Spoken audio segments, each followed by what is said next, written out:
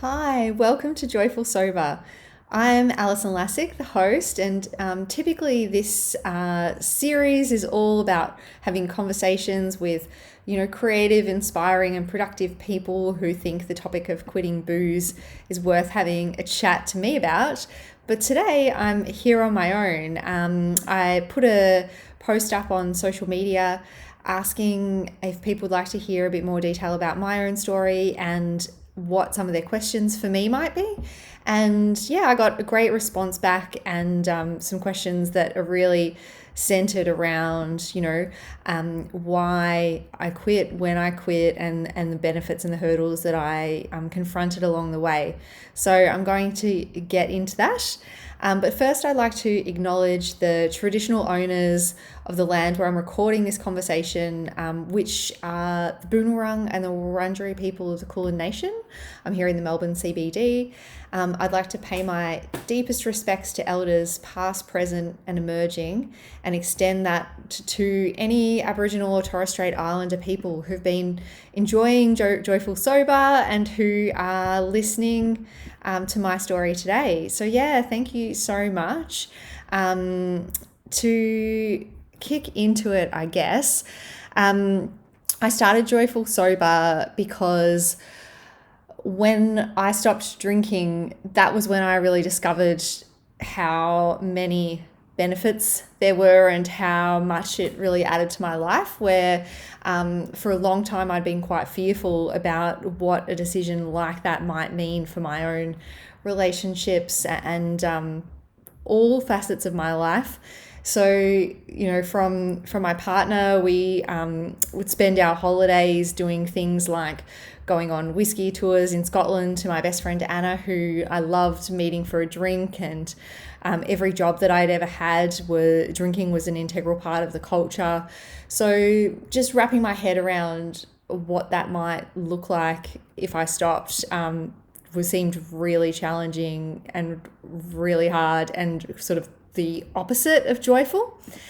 So for me, it was twofold really starting Joyful Sober, because it's been great for me to connect with other people who are going on a similar journey and hear their stories. That's been really supportive for me as well to feel like I'm not alone. And on social media and out there are many people who are having sort of similar thoughts and struggles that I was. And it's just been really awesome to hear them speak so courageously, openly, vulnerably about their own journeys with alcohol in a culture that really loves a drink here in Australia.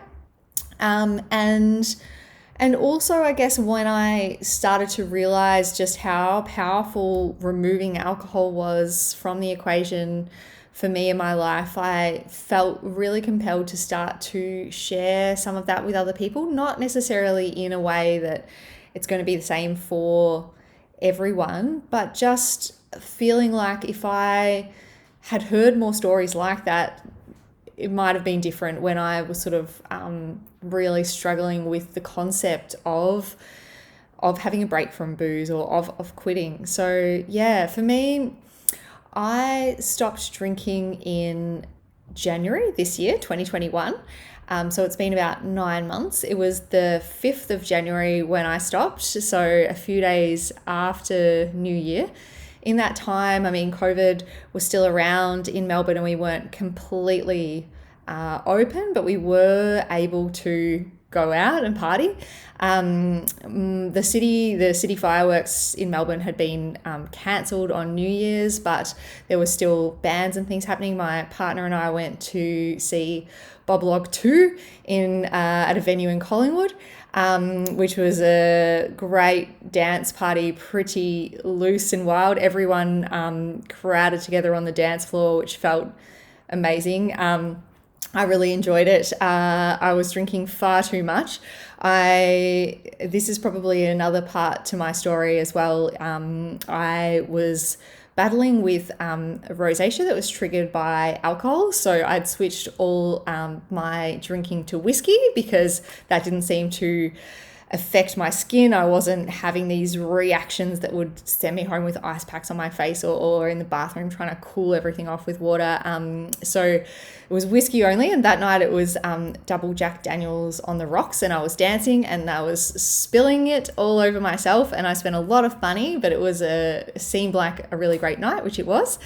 But over that time, over lockdown, before we were out, I was drinking a lot. I was drinking every day, and it was really that marker between the end of work, and it really felt like when I was sitting here in this apartment working on my own all day at a computer, if together with shutting down the computer and packing that away, it really felt like the thing that differentiated my work day from my free time.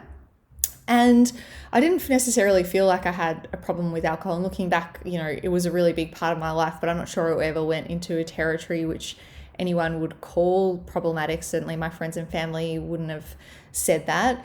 But yeah, that shutting down the computer, that pouring a drink at the end of the day, and I felt like, everyone else is doing this as well, and I'm not drinking during the day, it's all under control and it's all going fine. But actually, it was that lockdown probably that made me realize that I wasn't feeling great at all. Being at home alone, I'm definitely a person who's driven by community and connection with others, and just something needed to give. I was absolutely not living my best life, living like that. And when we came out of lockdown, it certainly just continued when we could socialize again. I was drinking more and more, really, potentially with the whiskey element rather than a glass of wine.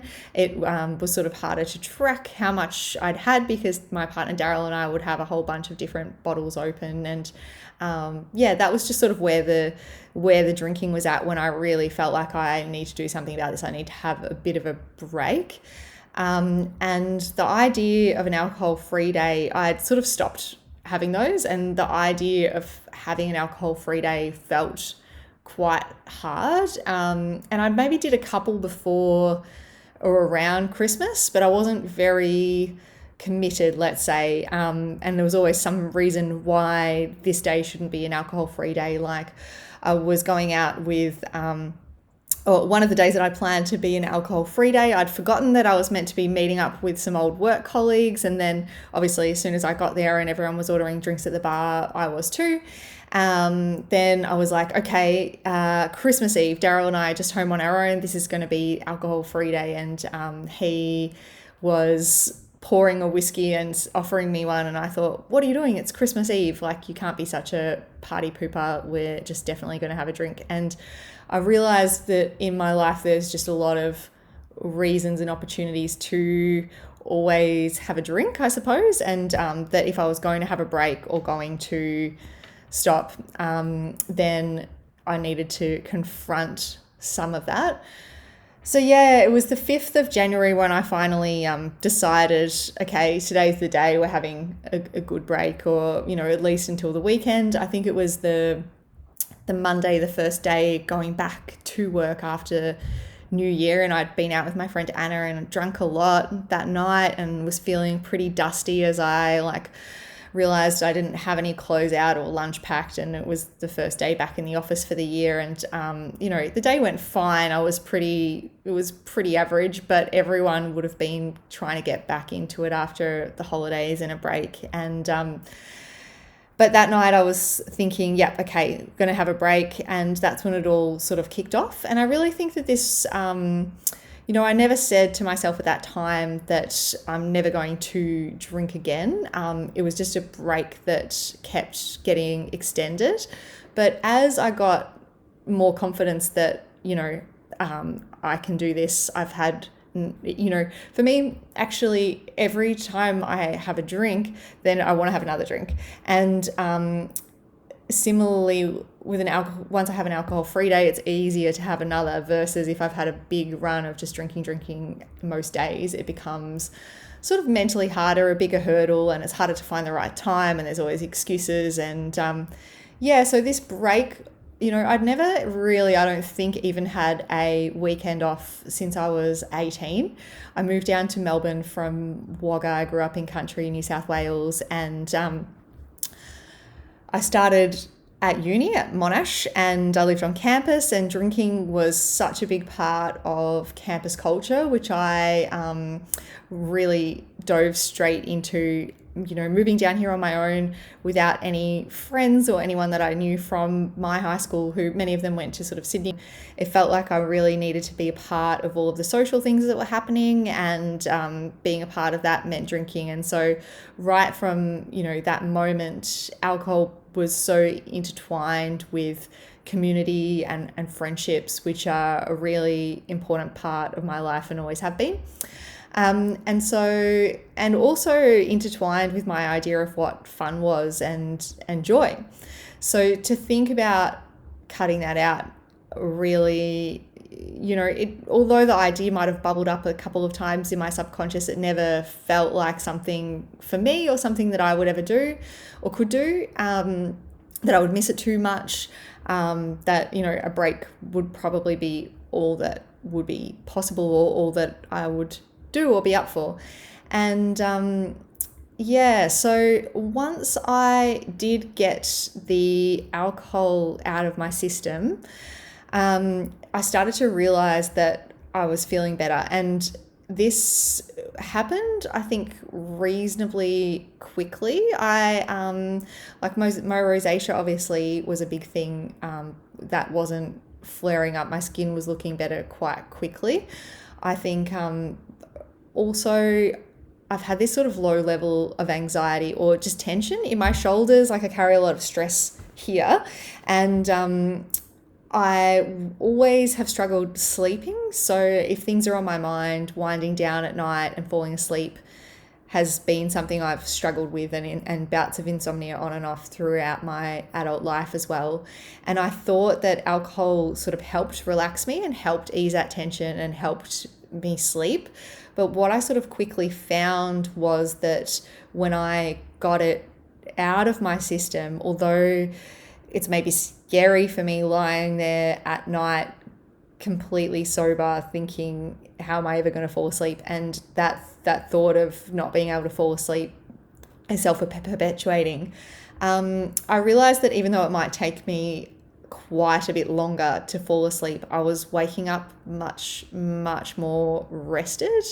And so I did a lot of reading around the quality of sleep that you're getting when you aren't drinking. And what I didn't really realize when I was drinking all the time was that I was preventing my body from getting all of its REM sleep, which is where your dreams happen, but also where all of this emotional regulation happens as well. So if someone is annoying, or if work's hard, you're not going to be as easily triggered by those types of things if you have sufficient REM. So by me not having that proper nourishment throughout the night, that was really probably doing me a detriment, which I didn't know about until I started noticing the benefits of not drinking. And I think that it took me a while, but as I grew in confidence that, okay, I'm sitting with these cravings, I'm getting through them, life is ticking along, then I got more open to the idea that it could be a bit of an experiment to see if I feel better, this could be an option that I don't go back. So I think I really treated it as a bit of an experiment at the start and tried a lot of different things as well. Also because in December, when a lot of this partying was happening, and we were all out of lockdown, I'd spent quite a bit of money going out for drinks with friends, and I worked out how much money that was, and it was maybe around 1,000 Australian dollars, which to me seems like quite a lot. And that's just the alcohol component. Like if we'd been out for dinner, it would just be the drinks. So I realized, I've got quite a bit of money here, and I can play with some different wellness or, treats or things for me that may or may not work, but what's to lose? Like I was not spending that money on alcohol. So let's see. And in the first month, it was probably just like getting some really nice green juices, or like I was going jogging a lot, so like new sneakers, or just really making sure that all of those extra things that I was bringing in to my life, that I had things and support around that, I guess. So like new yoga pants or a mat or whatever it might be, treating myself to all those sort of care things that I wanted. And as the time went on, so at the start, in that sort of first month period, it felt pretty hard, I would say. I was just jogging a lot and pushing myself quite hard, and I hate jogging, to try and get the endorphins up and to feel like I could relax when I sat down on the couch at night, that I didn't have all this sort of pent up tension that had nowhere to go. And I would just sit there with a cup of tea, and that was probably also one thing that I spent money on, is nice teas. And after probably that first month, I started feeling really good, and I started doing a bit more research around what types of things might help further. And one of the things that I discovered or found online was a TED Talk by a woman called Dr. Peter Stapleton, and she was like a health psychologist and a researcher at Deakin Uni in Australia, and she was one of the world's leading researchers in this thing called EFT, or tapping, which is basically tapping on different meridian points in your body. And that basically in the TED Talk, she talks about that you can change your DNA, change your neural pathways, and she talks about doing it with patients who had chocolate cravings, for instance, and they just didn't notice them anymore. When she went back a little while later and talked to them about the chocolate cravings, they're like, oh, just hadn't really thought about that, and just stopped being interested in chocolate. So I was really interested in trying this out, and I got some YouTube videos, and I just didn't really feel like I knew whether I was tapping on the right points, for instance, like, tapping on my wrist. Is this the right spot? Is it meant to be really specific? Or, and so I looked around whether anyone in Melbourne was practicing this EFT technique. Could I go for a workshop or class? Could I go for a session and learn more about it? And one of the people that I found who I was most interested in trying it with, she also did hypnosis. So it was very much for letting go of trauma, but addictions and other things like that. But she also did it more in a positive psychology sense. So she worked with many women to gain more self-confidence or to de-stress through their career, whatever it might be. So I was really attracted to her work.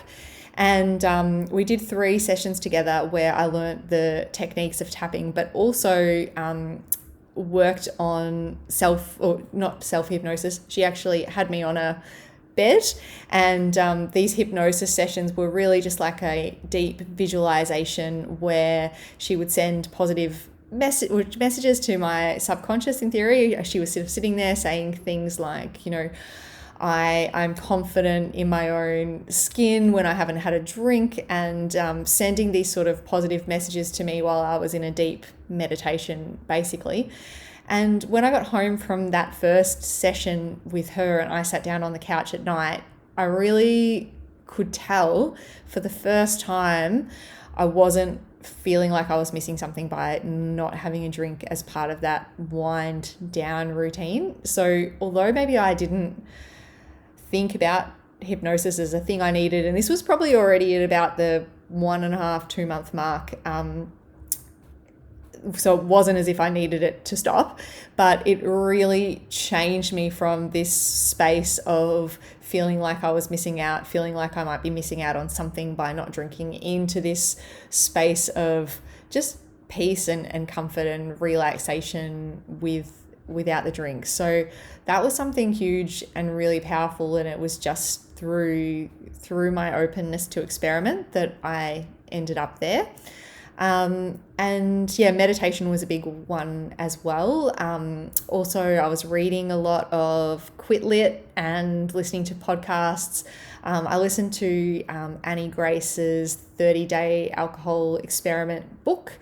And it had a lot of sort of techniques for reframing how you think about alcohol. So for me, I know I had it on a huge pedestal associated with fun and friends and relationships, and that was why it was going to be so hard to remove it. But yeah, her technique is just to really well, one of the things that was really powerful to me is just to start to reframe some of that and look at whether there's another belief that could be equally as true as that. Like, you know, my friends and family love me for who I am, and they're going to want to be by my side regardless, and to start to test some of those things out, which, to be honest, was petrifying for me. I was, I think, such a people pleaser. And I really feel like I never really wanted to rock the boat with others. And I always like to kind of go with the flow. And so stopping alcohol was actually, for me, has been a really big practice of putting myself first and saying no to things that maybe don't serve me, for instance, alcohol. And also then that translates into saying no to an opportunity that might not be right, or no to going out every time. Just starting to really embody that no instead of yes, and to feel as comfortable saying no to people and yes to myself as the other way around. So quitting alcohol gave me such a solid platform to work on myself and to put my self-worth first. And in doing so, my self-confidence has grown so significantly. I think previously the idea of doing something like this, where I would put my own voice and story out there, would be so petrifying. I didn't really use social media. I saw myself as someone who, you know, that's not for me. You know, I'm a more reserved person than that. I'm not as public as that. And a lot of attention would be paid to anything that I would put out there. You know, just speaking freely and sharing my own truth was something that just absolutely wasn't a way that I saw myself or something that I would do. But since I stopped drinking, I feel so much more sure of who I am. I guess it really gave me an opportunity to get up close and personal with myself without that numbing, without that pacifying, without that artificial relaxation, I suppose, to sit with all of that insecurity and vulnerability, and to be with it, and to, you know, meditate and journal and it was really a process, or the starting point of tuning in to myself, figuring out or getting to know myself much more comfortably. And I think part of me drinking a lot throughout the first and second lockdowns here in Melbourne was that I wasn't really that comfortable spending time on my own. I didn't have that sort of level of self-love or self-comfort in my own company, I guess. So taking alcohol out and still having a lot of time in lockdown and time to be alone forced me to lean into some of these qualities that maybe have held me back a bit, and to really do some of that work. So yeah, I think taking alcohol away was the first sort of solid opportunity to do that self-worth and work and set that foundation for growth. But then the next thing that was incredibly powerful for me was Kundalini yoga. So I'd been practicing yoga for many years, just more of your typical style that you would imagine, with a lot of flowing stretches and downward dogs on a mat in stretchy pants. And really, for me, it felt important way to loosen up my shoulders. You know, I said I was carrying all that tension, to be able to sit at a desk all day and not have major issues. It felt like I needed that. But it didn't really go that far beyond, just a nice stretch and a bit of downtime at that point. But then once alcohol was out of the equation, I started really noticing at the studio I was at what types of breath work or what types of stretching were really starting to have a good impact. And one of the teachers at the studio I was going to was potentially teaching some things from Kundalini yoga, like this breath of fire, which is like a really sort of rapid and strong breath in and out of the nostrils, with an equal breath in and out whilst pumping your diaphragm. So quite unique, and I hadn't really seen anything like it before, but I really noticed that those types of breath work were having an incredible impact. And also at the same time, and I don't think these things are necessarily by chance, I was reading Holly Whitaker's book Quit Like a Woman, and she talks about Kundalini yoga in that as well as being a really important part of her sobriety journey. So which she doesn't practice anymore, I don't think, for various reasons, including the fact that one of the main yogis who was translating all of the kriyas, the postures, and the teachings from east to west was seriously not appropriate man, as often happens with these kind of dodgy spiritual leaders. So she has left it behind, but I think can't deny that it was a really important part of her journey as well, and she certainly talks about it in that book. So the two together was what made me go to a studio that focused on that here in Melbourne. And I bought like a monthly pass, and I went to a number of different classes, but there was only really one class and one teacher that captured my attention. This woman called Onkatesh, who it was really her energy that I was so drawn to, and really what I was striving towards myself, just this complete openness where, I felt like I could connect with her heart when I met her. And I just don't think I've felt that with many people. Just this real lightness of spirit and this open heart, which it was powerful. So I was quite keen to learn from her, stay in touch with her, and we ended up doing some one-on-one work together. I think we went back into another lockdown and I wasn't at the studio anymore, but Onkatesh and I started meeting on Zoom once a week, and I had my own practice to work on at home as well. And in her sessions as well, we'd spend maybe an hour talking about what had been going on for me that week, as well as diving into, some of the limiting beliefs or shadow sides of my personality, which, things that you don't necessarily want to acknowledge about yourself that need to be brought out into the light, perhaps to be healed. And the type of yoga also really, it's completely about connecting into that inner truth, that inner wisdom, that intuition, letting all of that mental clutter, stress, the way we want to present ourselves in society, drop away, and that true nature, which is much more loving, open, compassionate, starts to be able to be felt. And the work that I did with her was so incredibly powerful. Like, it's actually really hard to put into words. And the more that I've been sort of researching and reading afterwards, I believe it was a spiritual awakening, in the sense that, I wouldn't have even known what that word meant, and I didn't consider myself a spiritual person at all.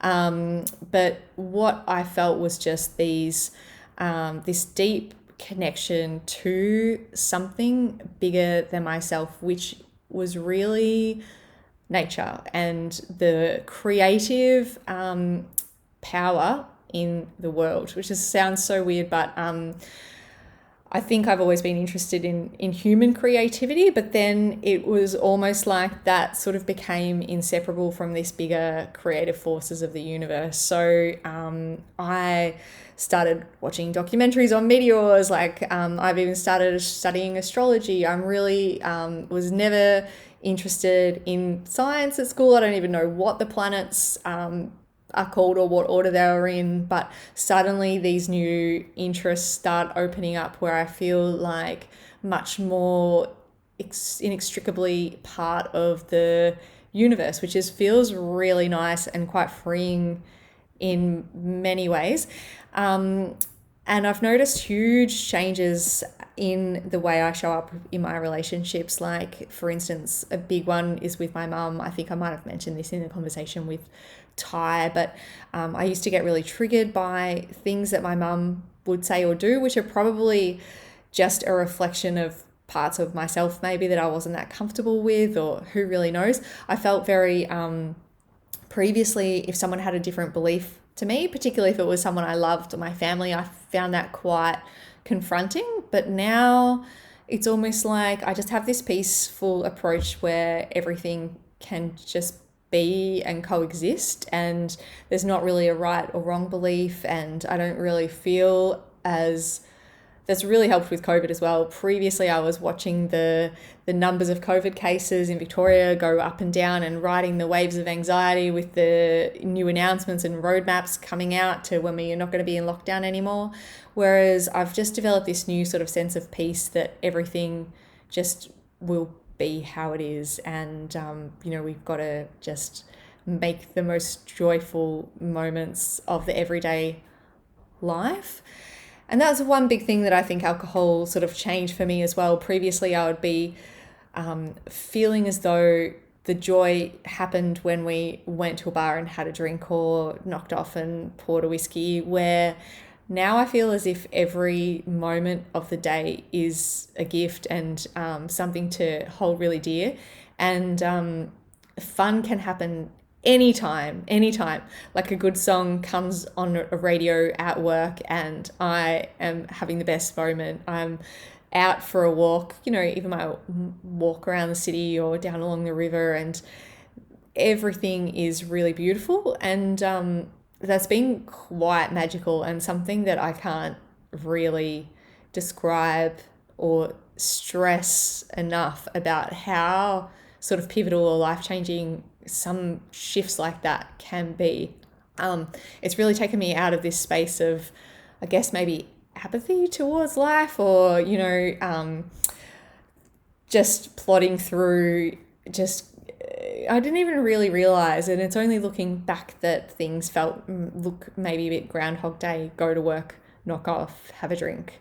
And it's really taken me to a new space of creative potentiality, I would say. Like, every creativity can be infused into every moment of the day. I've taken up sewing again, which is something both my parents did when I was growing up, and something I've really enjoyed getting back into myself. Like, I bought a sewing machine, and my little dining room table in this apartment converts into sewing studio when I want to make some of my own stuff, which this top is actually something I made. So yeah, it's been pretty cool, like making things that I actually wear. Writing more, working on Joyful Sober. There's a roller skating has been amazing fun. There's been a lot more injection of creativity. And I did some research around this as well, because I really just wanted to understand what is going on with me. And yes, having these conversations with Joyful Sober has been part of that as well. But the research that I found was that we all know that we lose our inhibitions when we've had a few drinks, and those inhibitions reside in the prefrontal cortex in the brain. And in that spot as well is also our sort of sense of time and flow as well because of that. So our logical sort of reasoning, planning part of the brain and our sense of time is also in the prefrontal cortex. And so when we drink, the alcohol has a serious impact on that part of the brain. So you feel your inhibitions dropping away.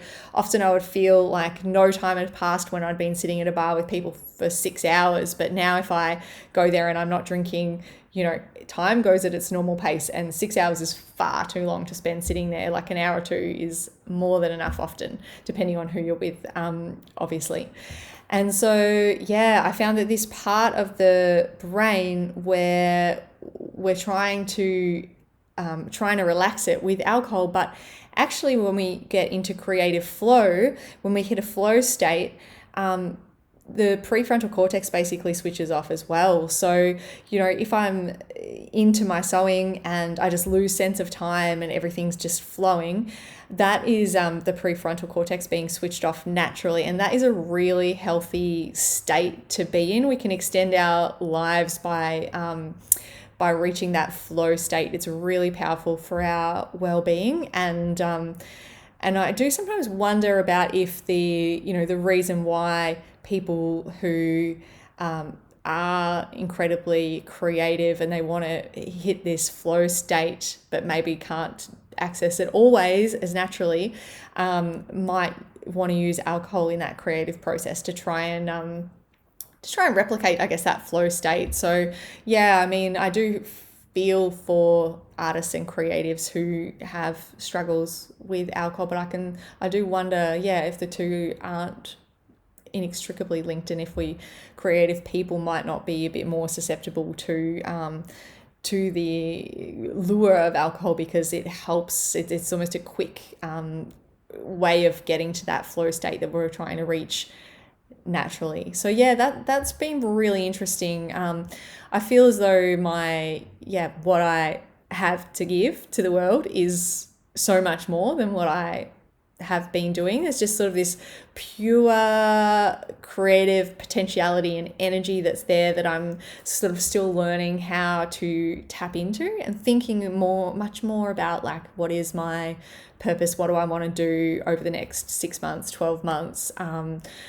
In my conversation with Ty, she talks about backing herself a lot more. And for me, I think my self-confidence is much bigger. I feel like, I can take that on, and my energy is greater.